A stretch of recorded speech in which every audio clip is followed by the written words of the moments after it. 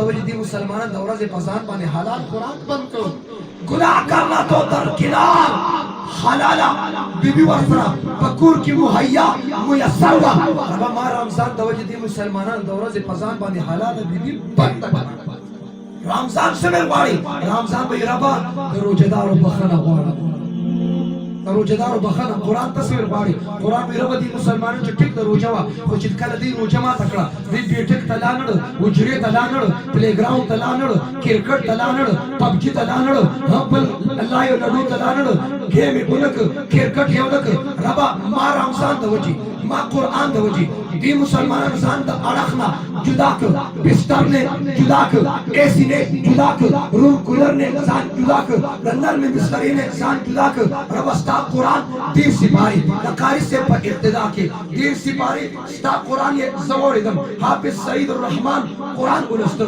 سیف الله سمیع الله حافظ صاحب قرآن ولسته اور کله چې قرآن ولسته دا قرآن د حافظانو ولسته ربه ستا قرآن دی ولسته دی مسلمانانو ستا کلام ستا قرآن زه واورېدم تکلیف یې برداشت کړ ګرمي برداشت کړه ستړي برداشت کړه د پاکستان لوډ شیډینګ یې برداشت کړ د امرکوټ غټ ماشي برداشت کړ تکلیف یې برداشت کړ اور ډېر مشرانو به قاري صاحب ته ویلي چې قاري صاحب ملا مې برېک وکړ چا به پکې ویلي چې خپې مې وپړسېدې ستړي شومه دا تکلیف یې برداشت کړ دا ستړی برداشت کړه رب به سره د علم فرمایي قرآن څه ویل غواړي قرآن به وي ربه چا چې ختم کړي د هغې بخښنه غواړم ریحانة الهند شیخ الحدیث ترمذی شریف کې دا حدیث موجود دی مشکات المصابیح کې دا حدیث موجود دی خدا سکتر کتاب چې ستا سره هر وخت واسطه دی ریحانة الهند شیخ الحدیث مولانا زکریا رحمه الله رحمت واسعه فضائل مال فضائل قرآن کې دا حدیث راوړو اور رب نے فرمایا نبی کریم صلی الله علیه وسلم په بیان باندې رب نے فرمایا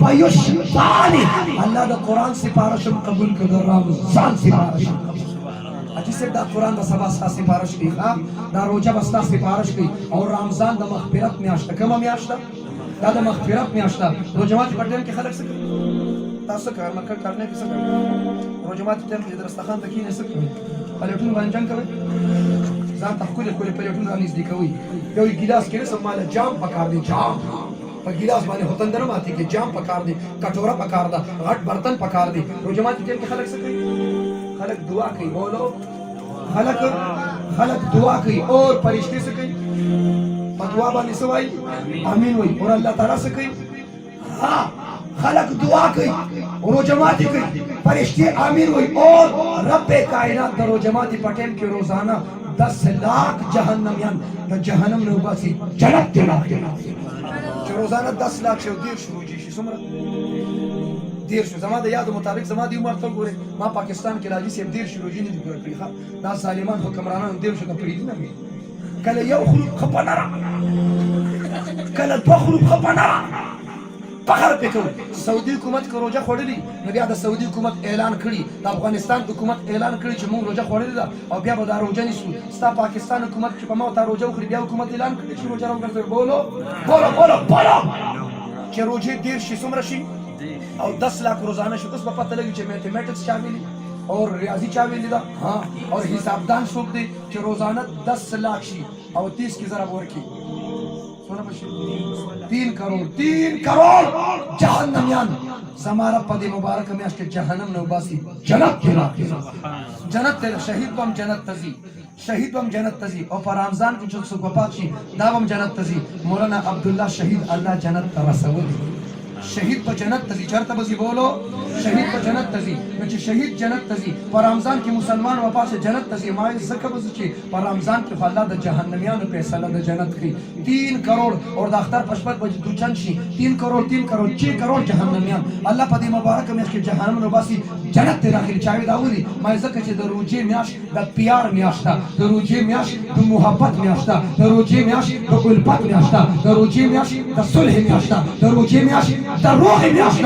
مسلمانانو زما رب جهنميانو سره روح وکړه د جنت فیصله وکړه ستا په کلي کې تر سره نه لګي ستا ماما سره نه لګي د چا پکې خور سره نه لګي د چا پلار سره نه لګي د چا کاکا ماما سره نه لګي پښتانه خپل منځ کې اختلافات کوي غم خادي ختم رشتہ داری ختم پر روزه کې چې الله جهنميانو سره صلح کوي زما درخواست دادي موږ خپل منځ کې صلح پکار ده کنه ده پکار دشمنی ختمول پکار دي کنه دي پکار واشه چې د چا سره نه لګي معافي دې وغواړه. دوه کسانو جنگ وکړ، یو عبدالله ابن جعفر دی او بل حسین ابن علي. حسین ابن علي، عبدالله ابن جعفر، دواړه د تر زامن دي. نوخار والا ورته تربوران وایي. څه ورته وایي؟ د تر زامنو ته دي تربوران وایي. دواړه د تر زامن دي. دواړو جګړه وکړه چې عبدالله ابن جعفر نے خط لکھا اور خط کی ولیکل چاہتا سیدنا حسین ابن علی ته ولیکل چې اے حسین راشه او ما نه معافي وغواړه. خط ته مخکې ګوره، خط کې لیکلي راشه او ما نه معافي وغواړه. او دا دې دپاره چې زه ځان ډېر اوچت ګڼم، خو چې څوک معافي وغواړي الله د هغه مرتبه اوچتوي. زه یم چې الله ستا مرتبه اوچته کړي. ته خو هسې د جنت د نوجوانانو سردار یې. که څوک د جنت د نوجوانانو سردار لیدل غواړي فلینظر الی حسین ابن علي. حسین ابن علي ته دې وګوري، دا د جنت د نوجوانانو سردار دی. سردار دی. حسین صاحب تاسو راشي او کته نه راځي نو زه در روان شم. هلته نه حسین ابن علي رامنډې کړي، دې طرف نه عبدالله ابن جعفر رامنډې کړي. دواړه په لار کې یو بل ته ورترغاړه وته. بغض ختم، دشمني ختمه کړه. دا د روغې میاشت ده، دا د صلح میاشت ده. مسلمانانو خپل منځ کې صلح پکار ده، خپل منځ کې روغه پکار ده. او دا د غمخوارۍ میاشت ده، دا د ایثار میاشت ده. خبرې په ما به هم ستا به هم اختر راشي، لیکن په یتیمانو هم اختر را روان دی. د شهیدانو په کور باندې هم اختر را روان دی، په کونډو باندې هم اختر را روان دی. کم خلک چې پرون اپلوډ وګوره د ختم نبوت په تحفظ کې شهیدان شول اور د جان نذرانه پیش کړه.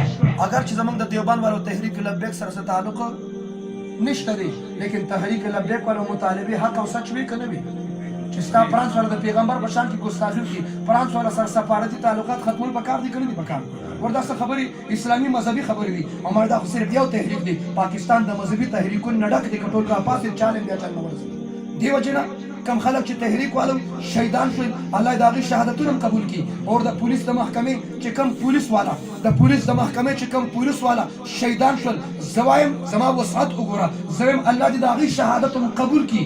خو ذمهواري دې یا مرکز قبول کړي یا دې د پنجاب صوبه قبول کړي.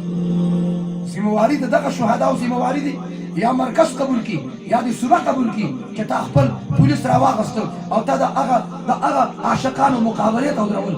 مطالبات حق او سچو.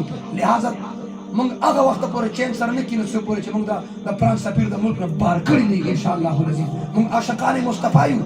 صاحب تا ته وایي چې اگر اس کو هم بدر کریں گے ملک نه کشړو تو تمام یورپ ملکونو هغه سفیران بلاړ شي. ما لږ به غیرت کړو تا نه د ټول خلک تلی ستا ملک خرابېدنه خو لږ به غیرت به کړو. ابراهیم علیه السلام د اسماعیل علیه السلام په مړی چاړه راښکله بیا د هغې نه پس د جنت نه ګډ راغلی. چاړه هغه په خپل یقین کې د زوی په مړی راښکلې وه. زموږ صاحبان وایي ربه نه پهله ګډ راولي بیا به چاړه راکاږو، پهله راته ګډ سملې بیا به چاړه راکاږو. بیا ایمان څه شي ته وایي، بیا ایمان څه ته وایي. بهرحال دا د غمخوارۍ میاشت ده. خبرې د پیغمبر گفتار نہیں کردار سے میرے نبی نے ثابت کیا. اختر ورځ وه په ما او ته اختر را روان دي. زه درې مطالبې کوم انشاءالله او بھرپور انداز کې کوم. بیا اجازت غواړم ما هغه نسته کې ټیم ورکړی هغه کابلي کورونه کې پروګرام